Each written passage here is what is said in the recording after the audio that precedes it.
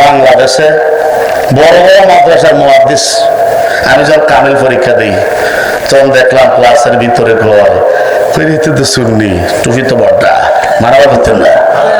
কই তারা গাউসুবাক তো গাউসুল আজম খাউজানিল আজম এই সেই গাউসুবাকের নামে সুলকানি মুলকানি কইছে তো যেহেতু শিক্ষক আমরা ছাত্র পরিবেশের একটা ব্যাপার সেটা আছে না নয়তো বাইরে বাইরে তো তুলে দিলে বলে কথা ঠিক না বেরি আচ্ছা গাউসুল আজম জিলকানি মিলকানি এই সেই কইয়া ইচ্ছা মতন কইছে কার বালে মনে আমার আমি লিখতেছি যখন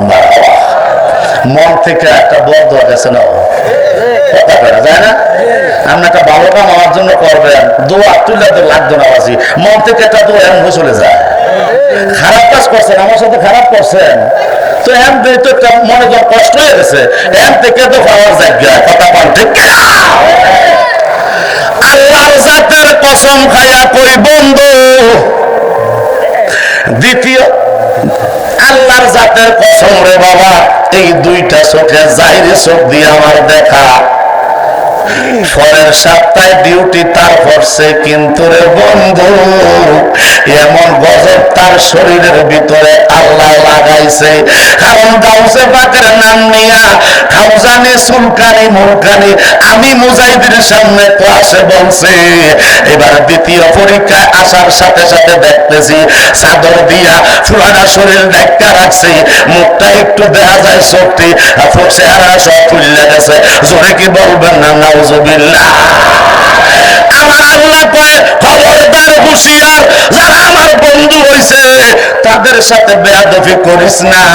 তাদের সাথে গোস্তাকি করিস না আমি আল্লাহ যদি তাদের সাথে গোস্তাকি করো আমি আল্লাহ যুদ্ধের আহ্বান করি খবরদার খবরদার গাউসে পাকের নামে সুলকানি মুলকানি খাউজানি যে কইছে আল্লাহ তার উপরে এমন একটা গজব সাথে সাথে ডাইলা দিছে তার সারা শরীরে বসন্ত রোগী আরম্ভ হয়ে গেছে জোরে জোরে আল্লাহু আকবার ফাঁসের সিটে তো সুন্নি কয়েকটা একসাথে বসছি মারা রাখলাম ফাঁসের সিটের তারা গেলাম দেওয়া নেই মারা হইতেন দেওয়া বা আছি গত সপ্তাহে কারণ আমিরের ক্লাস তার প্রতিদিন পরীক্ষা না এক সপ্তাহ পর পর 4 দিন পর পর 8 দিন পর পর হয় জোরে কর মারহাবা ও দোস্ত একটু তাকায় আসা গত ক্লাসের ভিতরে যেই লোকটা আমরা দেখা টিটকারি মারা গাউসে পাকের নামে উল্টা পাল্টা কথা কইছে আজকে তার দিকে তাকায় আসা ওই সুলকানিরা ওই খাউজানিরা আমার আল্লাহ তার গায়ের ভিতরে উড়াইয়া দিতে দেরি করে না ঠিক কিনা বলো আমার আল্লাহ পারে কি পারে না এই জন্য বাবা আমরা আজকের বেহেশতের বাগানে চলে আসছি